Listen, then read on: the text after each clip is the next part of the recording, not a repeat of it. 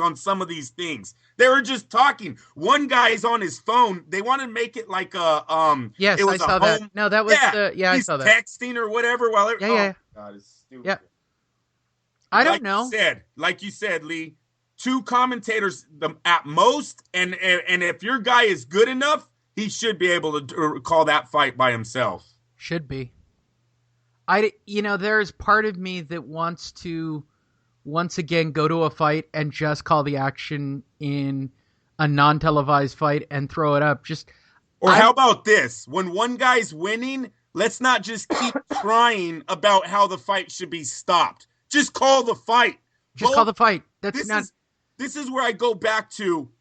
I am tired of in boxing and in football how they are trying to put health before the sport. Now we all know in a perfect world that's the correct thing to do. But listen to me. In these two sports, these athletes, there's so much science behind what you are putting your body at risk when you involve yourself in these two sports. We need to allow it to just be what it is.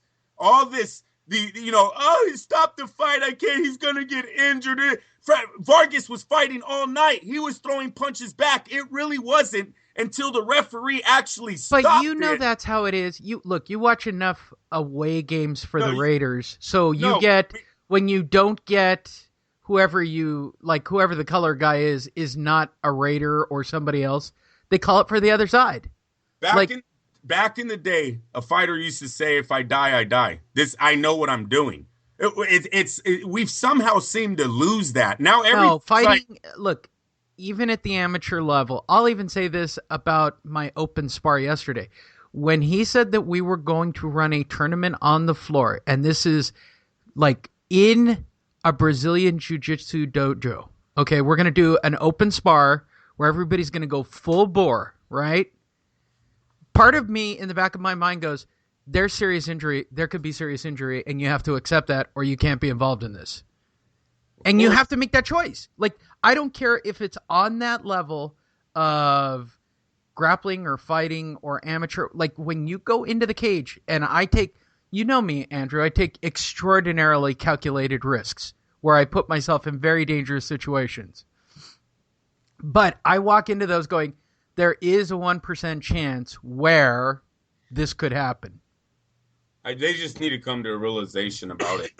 I'm just tired. I'm tired of it. I get the feeling now that fighters walk into these fights with, and Floyd set the standard. I'm going into this fight, and I don't expect anything to happen to me. Like, I don't even want to engage. Like, I'm going to shoulder roll for 12 rounds and stay on the outside. Like, and like I said, I don't want to be a dick. I don't want to be a dick because Santa Cruz put on a great fight, and it's the way I enjoy boxing, right? Could he have finished him? Yeah. Many times in that fight, I thought Santa Cruz could have thrown right hands down. Yeah. Easily could have turned it on. He would have been no different than Mikey Garcia. He had the range. He had the jab. He could have easily swung around. But why? Frampton hurt him previously. He sees a trilogy. It's another $5 or $10 million payday, whatever they made for the fight. They're not really disclosing numbers yet. I get it. Okay? What you want are guys that... I'll say... I was talking about commentating. What I was leading into this was about how instead of calling the fight... But I think it goes back to the fighters themselves. I think it goes to the fighters. I think it goes to the commentators. I think we live in way too politically correct a society. That's all it is right there. And the reality is this. I will say it again. If you put your kids in a Brazilian jiu-jitsu place or karate or whatever, and they want to go compete in a tournament, I'm going to let you in, parents, on a secret. There's a 1% chance your kid could get scrambled. I mean, it's just going to... It can happen. You put your kids and it's bigger in football. It's bigger in boxing. You put your kids in Pop Warner football or high school football or college football. Hey, sorry, your chances just went up. Your kid could wind up scrambled. There are in amateur boxing. We have deaths every year around the world. Every year, amateur boxing, amateur MMA, amateur. Look. It happens, and we need to realize it. And these guys that still put themselves in this situation, you just gotta. It is what it is. The man knows what's going on. It's not like Francisco Vargas last night was going to go, oh, I didn't know I was hurting myself. Both eyes are swollen. I can't see. Right. I didn't know this I was completely happening. agree. Get But out of we here, live in. man.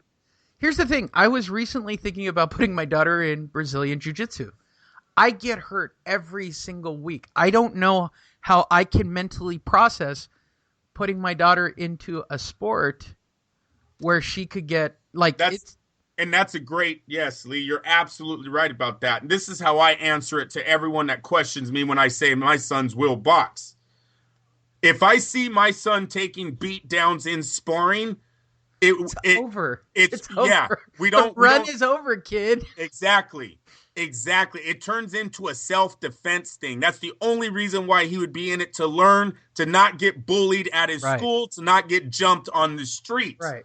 I am not going to be one of those dads that are like, don't worry, son. I know you got hit 70 times a day, but we're going to work on that. I don't want to break it to anybody because you think your daughter's in dance or cheering. You don't think she can get hurt. Go watch the HBO special where they're snapping their necks and they don't have medical supervision and they're winding up quadriplegics because they're not getting because it's dance and it's not actually a sport, so they don't have to have anybody medically trained around. HBO ran that piece years ago. My daughter's in gymnastics. Like the tumbles and the spills, there's a 1% chance. You're telling me she can't spin around, catch a bar, snap her neck? That shit happens. If that was on HBO, Jim Lampley and them would be complaining that they need to lower the bars and put more pillows around it. Right. They didn't have a problem when, you date, what was it, 2 Olympics or 3 Olympics ago? The girl had a snapped ankle and she did a perfect vault. She still walks with a limp because she pushed it that hard. Oh, that's terrible. We can't let him do that. Stupid. How stupid was that? How stupid was that? Yeah, she got a gold medal. She knew what she was doing. No. It's her one shot, and she's prepared to walk with a limp for the rest of her life. Who is it? Ronnie Lott, your favorite Raider, right? Gets a dislocated dislocated finger or a bad finger during the football season. Take it off. Cut it off. What the hell? Do you realize that you're going to lose a finger? Yeah, I want to win a Super Bowl. In today's NFL, he'd be I don't even know if the NFL would allow it today. They'd allow that. I don't think you could get a doctor to do that. Right. No, so that's crazy. I really think you realize that in the old NFL, and when I mean old NFL, 5 years ago, Phillip Rivers had knee surgery and walked on the field to go play in a playoff game after having ACL having knee construction. Terrell Owens, Charles Woodson break their fibulas in the playoffs. They put plates and 2 screws and both played. There's no way that would happen now. We have protocols. And you want that for boxing? Now in the NFL, there is a doctor that sits in a skybox hell away from the play and goes, oh, that guy looks dizzy, concussion protocol. He's in a skybox, yet he's pulling guys off the field because he thinks they look dizzy. And I watched it happen on that Showtime broadcast. They had to go back and watch that knockout. Oh, there's no way for the referee to know that he was in that much trouble. And everybody's like flipping the fuck out. I'm like, it's just a knockout, man. He's breathing. Look, exactly, Lee. Fucking calm down. You can see the man's stomach was like literally. The producers are in their headset going, "Downplay the knockout. Downplay the knockout." He could be dead. People are gonna be calling up crying.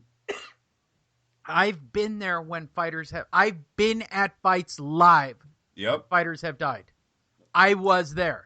I was there when it happened to Ruelas. Okay, it was on an Oscar De La Hoya card. Garcia. Yeah. It's a Garcia Ruelas. I was there. Look, I didn't think the dude was in that much trouble, but he was taking a beating. Are you saying that anybody who takes that kind of beating is yes? Yes, it can happen. Wait, by the way, yes. Yes, you can. Everybody just mellow out. It's boxing, it's striking, it's sports. Sports has inherent risk. It will not change. This politically correct society we live in where I've got to listen to Mauro Ranallo and everybody do this debate. Oh, the referee did the right thing. There's no way for him to know. Fucking calm down. Jimmy Garcia, 1995. He came out of the ropes and he got caught with a right hand. There's a reason they say protect yourself at all times. If he was out already, he could have just leaned over the ropes and called it quits. He wasn't a walking zombie. Okay? Yes. No, legit knockout. It was a clean look. Yes. And if he had turned around and caught him, and I think Paul Malignaggi called it correctly. There's no way to know. He could have come around because he had already gone past him. If he had any gas left, he could have come around and caught him equally as hard. But he didn't. He was already out. So he got knocked the fuck out. Santa Cruz didn't want to take the risk. That's the bottom line. No. I don't think Santa Cruz was thinking about the trilogy last night. He stuck to his game plan. I think he went to a game plan. That game plan did not have knockout on that game plan. No, sir. That plan was, how many jabs can I throw? Yep. Stay on the outside. Work your reach. That was a Klitschko modeled fight. If it's there, throw the right hand. I'm telling you right now, Frampton looked like he was fighting out of his division yesterday, and it's gonna happen again in the trilogy. God, he looked like a midget in there. He was too small. Yeah, he couldn't reach. That's a 4-inch and even then, reach advantage, you guys. I mean, depending on how anybody scored this, 8-4, whatever score you want to give it, right? Lee, yes, yeah. Whatever score you want to give it. The dude was still pretty much in this fight. There was never a point where I went, oh, this is a horrible mismatch. Frampton, for his size, if he cuts and goes down and fights people in his actual weight class. Yeah, he's a great fighter. He had the Selby fight. No, Scott Quigg. Damn, I always get them mixed up. Quigg. That did a sellout at in the Manchester arena. Sellout. Yep. I agree. He was coming in. He would eat at least 2 jabs and a right hand. Sometimes the right hand didn't land, but the 3 punches were coming. Jab, jab, right. It was a Rocky movie. It was a Rocky movie fight. Now he's in the inside. As soon as Santa Cruz would land a combo and he tried to get out, Santa Cruz knew right hand. You're gonna hit him. It was almost like Paul Williams used to do the same thing. Paul Williams was an awesome inside fighter, but he was also like, freaking 6'2" or something at the welterweight limit. As soon as the fighter would back up to try to get out of harm's range, he hit him with the right every single time because you're never out of range. When you have that much of a reach advantage on your opponent, as soon as they take the step back, fire your right hand because his mindset is get out. I'm losing the exchange. You're throwing the right hand. It works every single time. It was perfect what he was doing to Cole Frampton. Like I said, there was hardly any exchanges without the crowd going absolutely insane for everything that Frampton did. Also, shame on the Mexicans for allowing that to happen, but that's another story because that was Las Vegas. I couldn't believe that Leo Santa Cruz couldn't drive more Mexicans to Las Vegas than Frampton's fans, but whatever. As soon as he was doing that, it was hard to say that Frampton was winning any of those exchanges. It just didn't look good. Yes, in the inside, he was able to land a few left hooks, some good shots. He was being outpunched, outlanded, and when he backed up, he almost ate a right hand every single time. Santa Cruz, Frampton in the third fight, if there is a third fight, he needs to learn how to back up and duck in some kind of way that he is not going to be moving straight back and eating a right hand every single time. All right, now let's get to our main story of the evening and spend a couple of minutes with it, which I would call the epic fall of Oscar De La Hoya. Like, this is the worst week. Like, the only thing that would make this week any worse would be Oscar getting a divorce. And it started by his own doing. Oh, my God. How great would it be if Oscar's wife officially filed for divorce? I think that's happened. To be honest with you, I think that lady left him a long time ago, Lee. But, maybe officially it hasn't been done. But Oscar's in L.A. all the time. He's always by himself. He's always at the bars, right? You think she took the kids and went to Puerto Rico? Of course, yeah. And he writes her a check every month. Yes, sir. All right. So for those of you who don't stalk, or what's the term the kids use these days? Troll. I troll Oscar De La Hoya. Like, I get a Google alert about Oscar De La Hoya. That's how much I'm into Oscar De La Hoya. You think I'm kidding? And for those of you who want to be crazy like me, all you